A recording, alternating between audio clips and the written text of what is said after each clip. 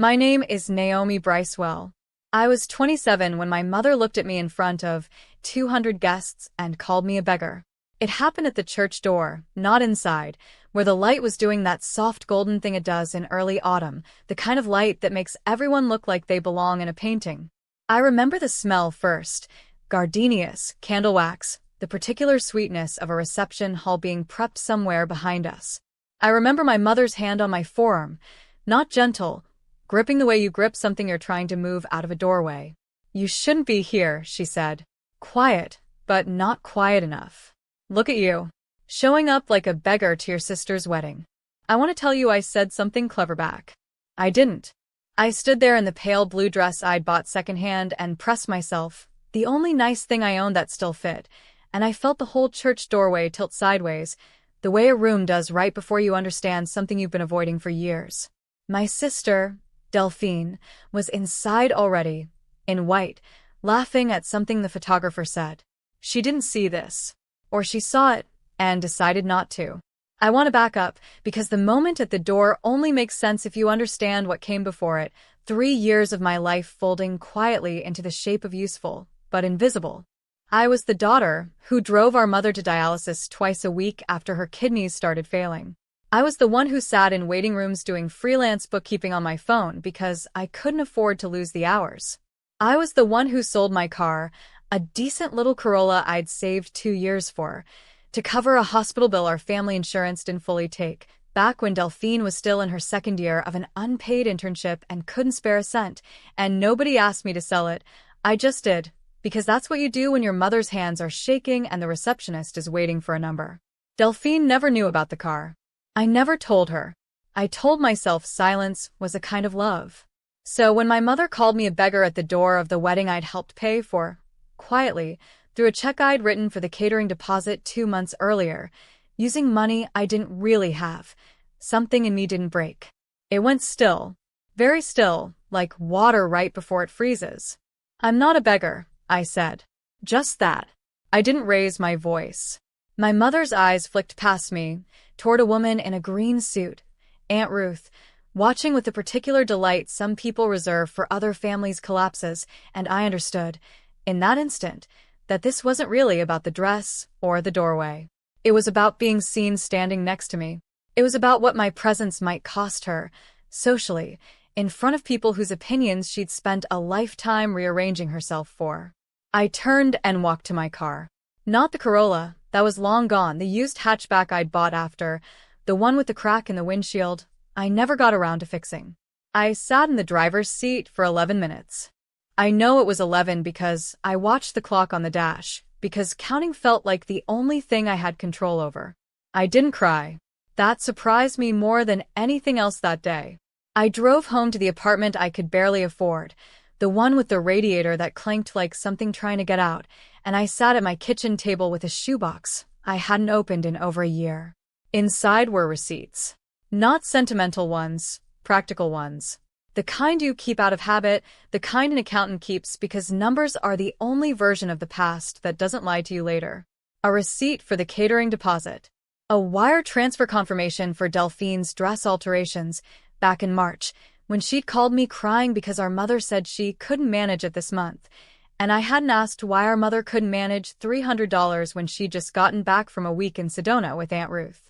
A bank statement showing the sale of the Corolla, dated the same week as my mother's second hospital stay. I didn't go looking for these to build a case.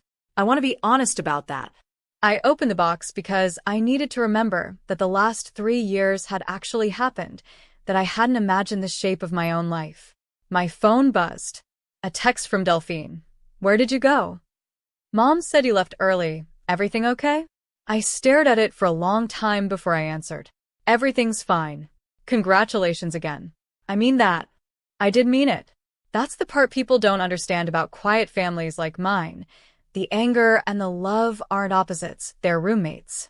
I loved my sister completely, and I also understood, sitting there with the shoebox open in front of me, that she had spent her whole life inside a story where she was the one who mattered, and nobody had ever told her the cost of that story, because I was the one paying it.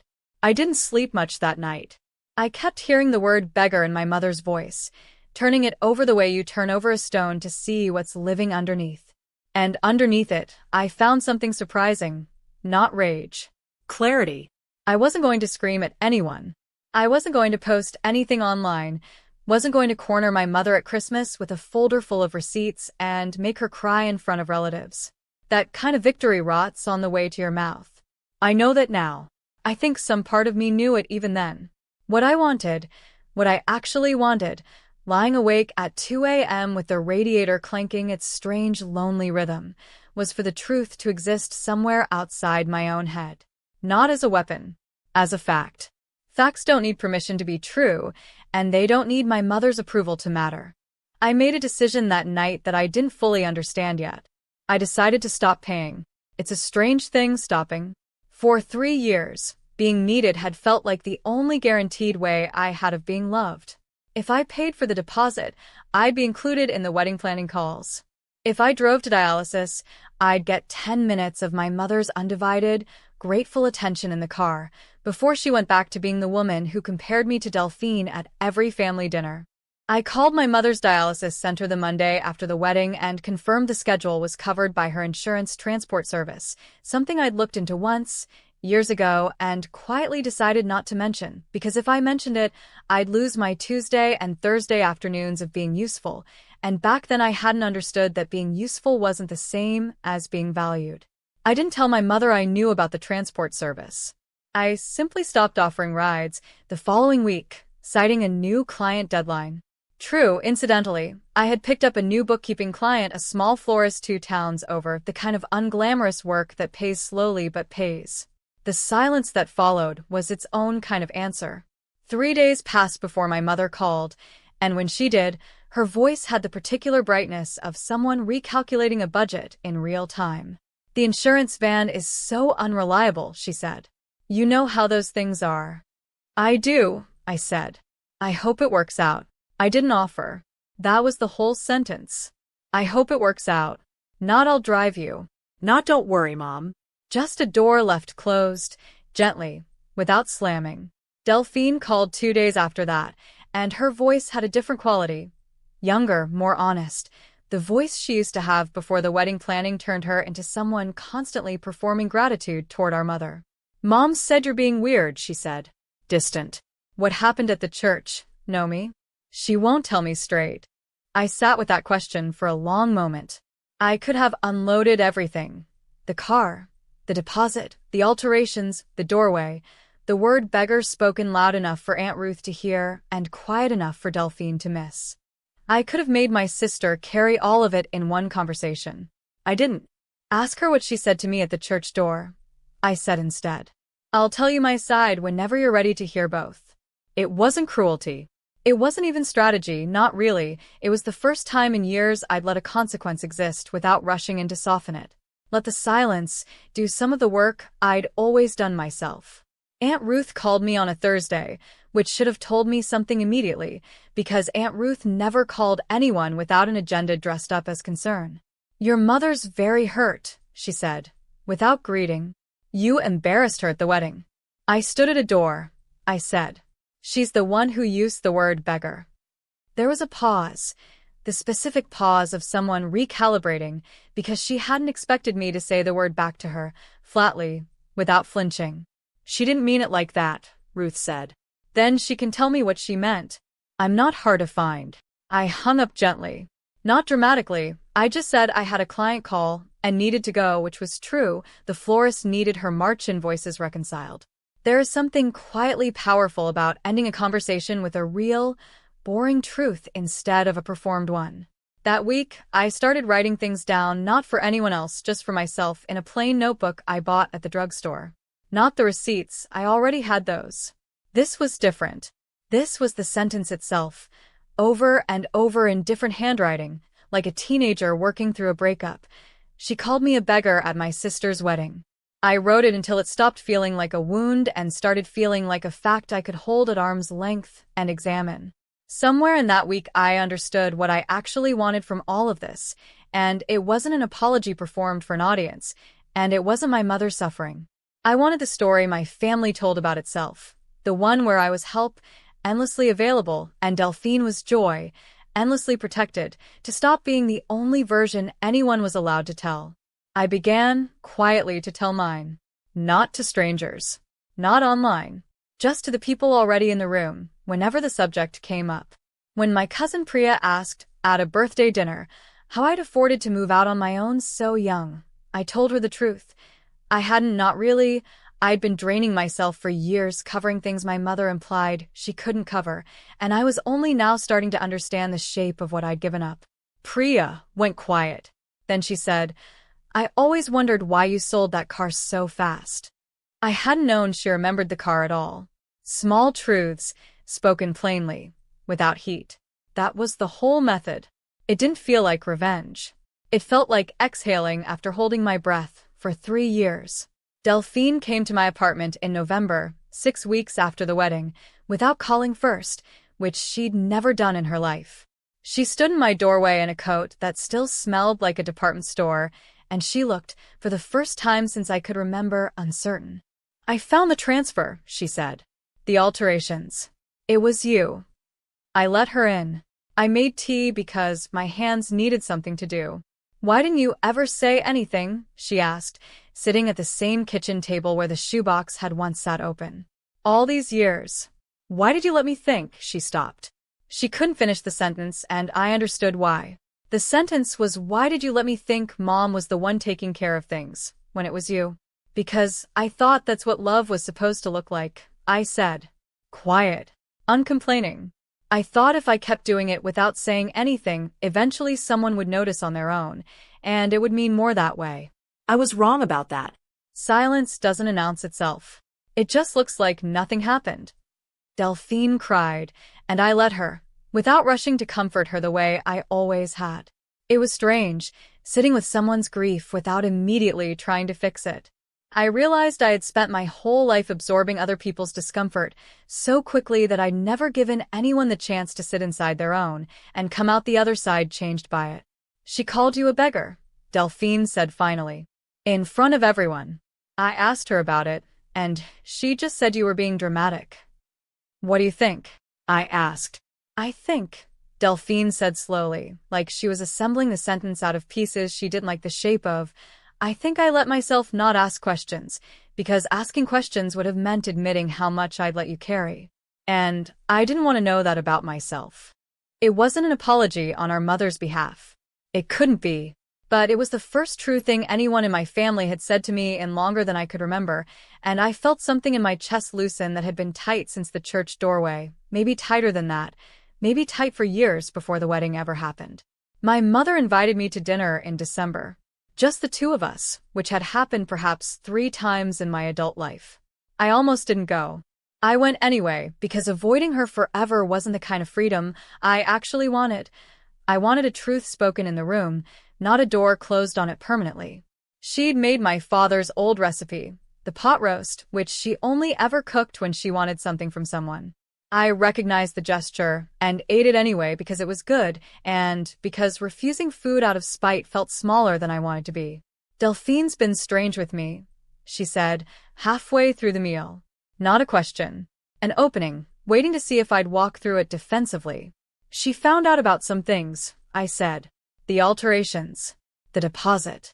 My mother's fork paused over her plate. You told her. I didn't tell her anything. She found a bank transfer and asked me directly. I don't lie to my sister. You could have kept that between us. I did, for 3 years, I said. I kept a lot of things between us. It cost me a car, Mom. It cost me more than that, actually, but the car is the easiest thing to point to. She set her fork down. For a moment I saw something in her face I hadn't seen since I was a child. Not guilt exactly. Something closer to being caught mid-sentence in a story she'd been telling herself so long she'd forgotten it wasn't true.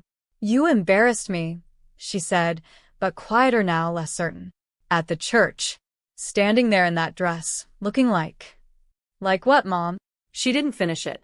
She'd said the word once, in public, with conviction, and now, alone, at her own table, she couldn't say it again. That told me everything I needed to know about where the word had actually come from. Not from what I looked like. From what she was afraid other people would think she'd failed to give me. I paid your caterer's deposit, I said, gently, not as an accusation, just as a fact laid on the table between the pot roast and the water glasses. I paid for Delphine's alterations. I sold my car for your second hospital stay. None of that makes me your daughter more than she is. But none of it makes me a beggar, either. I'd like you to understand the difference, because I don't think you ever have. She didn't answer right away. Outside, it had started to snow, the first snow of the year, catching the porch light in slow, unbothered spirals. I don't know how to undo what I said, she said finally. You don't have to undo it, I said. You just have to stop needing me to be smaller than I am so you can feel bigger than you're afraid you are. I won't tell you my mother transformed overnight, because that isn't how people work, and I'd be lying to make the story tidier than my life actually was. She apologized that night, in her own limited way, not with the word sorry, which I don't think she has ever said to me directly in her life, but by asking, for the first time, what the last 3 years had actually cost me. I told her. All of it. The car, the deposit, the alterations, the quiet nights doing bookkeeping in hospital waiting rooms. She listened. She cried a little, in the careful way people cry, when they're more afraid of the crying than the reason for it. Delphine and I grew closer that winter in a way that surprised us both, not because the truth had been comfortable, but because it had finally been shared. She insisted on paying me back for the alterations, in installments, though I told her she didn't have to. She did it anyway. I think she needed to, more than I needed the money. My relationship with Aunt Ruth never recovered, and I've made peace with that. Some people only know how to love you as long as you stay smaller than their comfort requires. I stopped being the family's quiet infrastructure. I still help when I can. I drove my mother to one more appointment in January because the insurance spend really was unreliable that month, but I do it now as a choice I make out loud, not a debt I pay in silence. There's a difference, and once you've felt it, you can't unfeel it. I went back to that church in the spring for a christening, Delphine's first child, born early, small, and fierce the way small things sometimes are.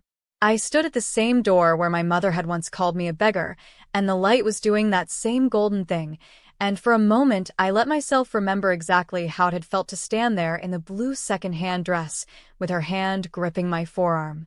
My mother stood beside me this time. She didn't say anything about the dress I was wearing, which was new, which I'd bought with money I'd earned and kept for myself. She reached over, instead, and took my hand, briefly, the way you might reassure yourself that something is still there. I don't know if that's forgiveness. I'm not sure forgiveness is the right word for what happens between people who've hurt each other inside a house built out of love and silence and old fear. I think what happened is simpler and stranger than forgiveness. I stopped needing her to say the right thing, and in not needing it, I finally heard her say something true. You were never a beggar, she said, quietly, watching the light move across the church steps. I think I was afraid you'd become the only one who was ever really giving anything, and that if people saw that, they'd see what I hadn't. I didn't answer right away. I just stood there, in the doorway, in new light, in a dress that belonged only to me, and let the truth sit between us without needing to fix it, soften it, or carry it alone. Some doors, once you've walked through them honestly, don't need to be walked through again the same way. This story is a work of fiction. Names, characters, and events are invented.